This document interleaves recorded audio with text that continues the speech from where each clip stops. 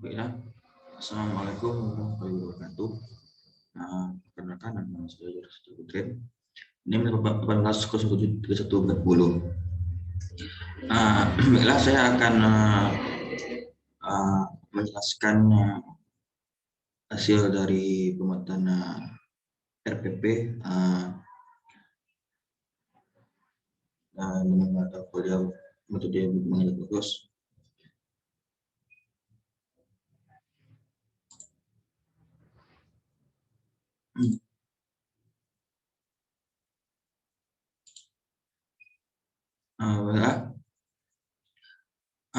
RPP rencana pelaksanaan pembelajaran.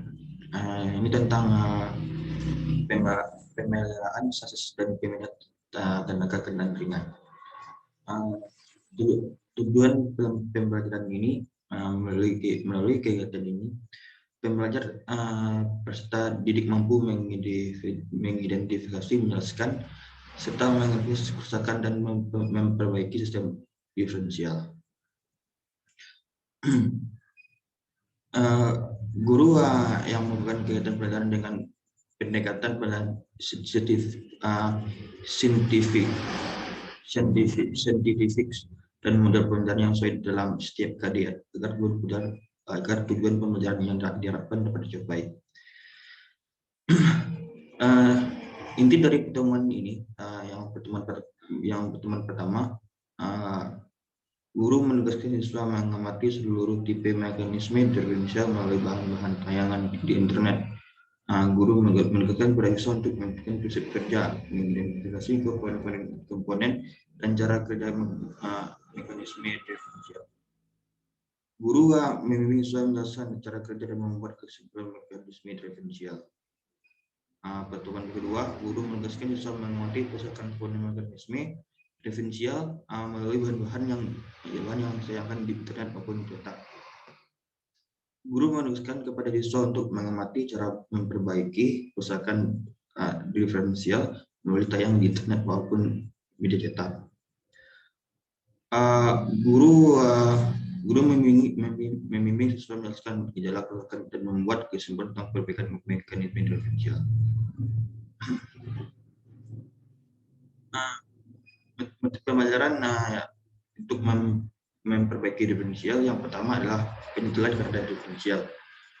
Jarak kerangan antara ring atau drive pinion tidak boleh terlalu rapat atau terlalu renggang. Jika terlalu rapat akan berakibat pada berat pada putaran.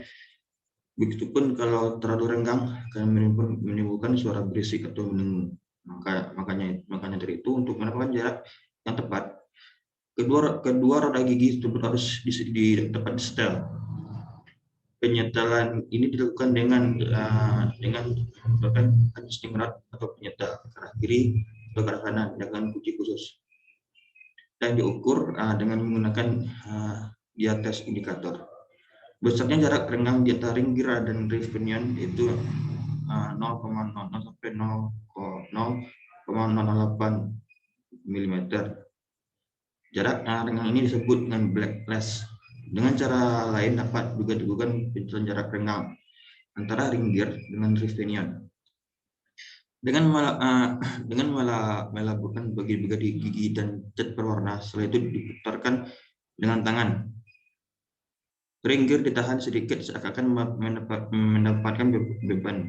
Setelah mencapai putaran yang dimaksud, maka tekanlah bekas bagian yang berimpit dari gigi, ring gear, dan drive pinion tersebut. Jika bekas catnya terlalu banyak, maka jarak renggang itu terlalu rapat. Sebaiknya jika cat sedikit atau tidak ada, maka jarak renggang terlalu jauh.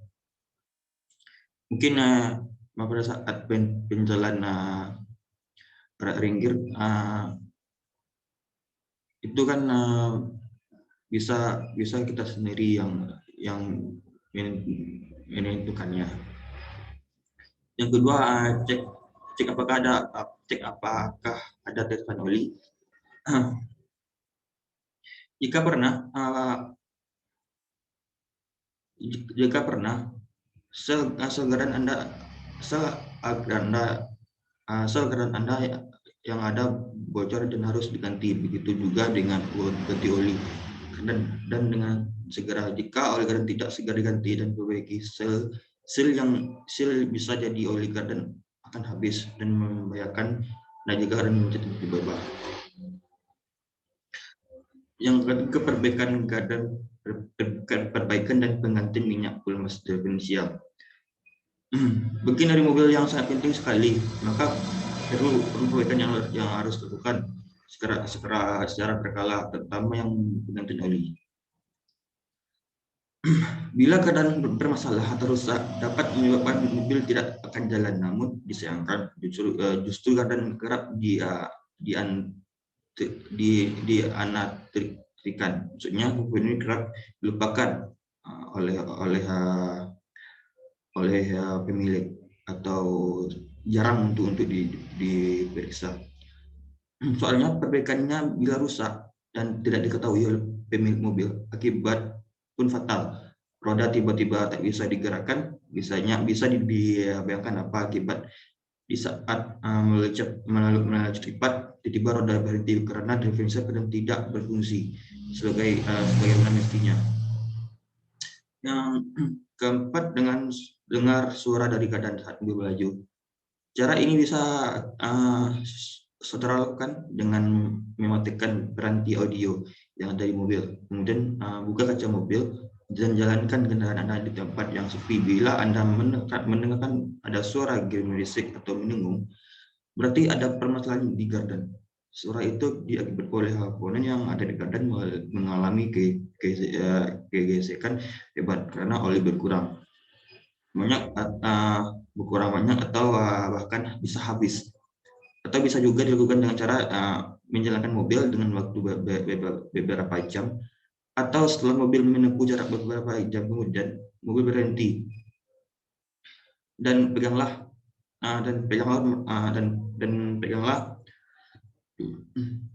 rumah gardan atau housing gardannya. Apabila rumah gardan terasa panas yang cukup tinggi, ini menandakan bahwa oli yang terdapat di dalamnya habis atau bisa berkurang. Bagi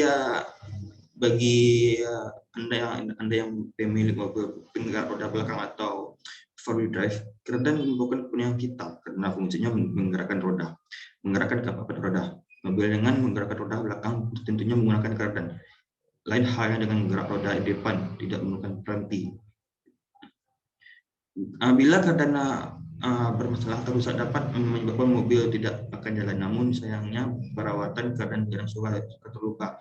Bila tidak sedang bermasalah, kebanyakan orang jarang melakukan pengecekan atau perbaikan.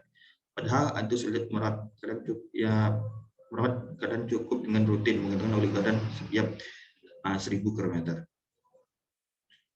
Pada umumnya, penggantian oli gardan biasanya dilakukan bersamaan dengan penggantian oli transmisi dan menggunakan nilai kekebalan rumah sesuai dengan diajukan oleh perusahaan kendaraan. Ya, karena di setiap perusahaan kendaraan memiliki tingkat kekentalan pelumas di masing-masing pabrikannya. Pada umumnya, masalah pada gardan jadi bila sudah terdengar bunyi bingung akibat oli gardan yang telah hancur atau bahkan telah kurang secara signifikan, tentunya karena pemilik mobil jarang memperhatikan atau merawat gardan. Sedangkan untuk informasi harga oli gardan yang ada di pasaran yang besar antara 27 sampai 43.000. Mereka pun bermacam-macam seperti Roret yang keluaran Pertamina, Indemitsu, serta LFV. Untuk mobil yang menggunakan lebih sering di kota, makanya disarankan menggunakan oli yang spek multigrain dengan SAE 75-90 atau 80W90. Ini dikarenakan viskositas oli tersebut lebih lincah sehingga tidak terlalu memberatkan kerja gardan. Sedangkan mobil yang beban kerjanya berat atau mobil lawas tonton-tontonnya yang lama sudah dapat memilih oli single gardan dengan SAI 90 sampai SAI 140.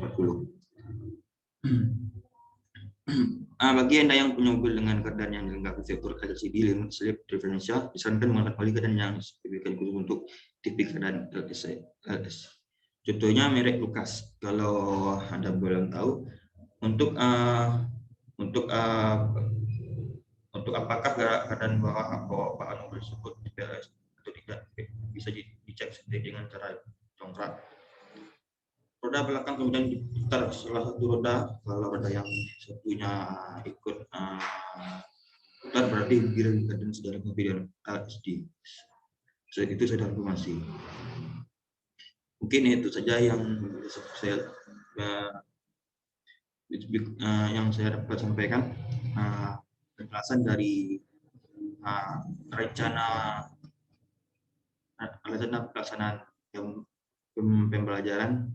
Kalau ada salah lain, saya mohon maaf. Ya, tutupi saja. Bila itu ya, assalamualaikum warahmatullahi wabarakatuh.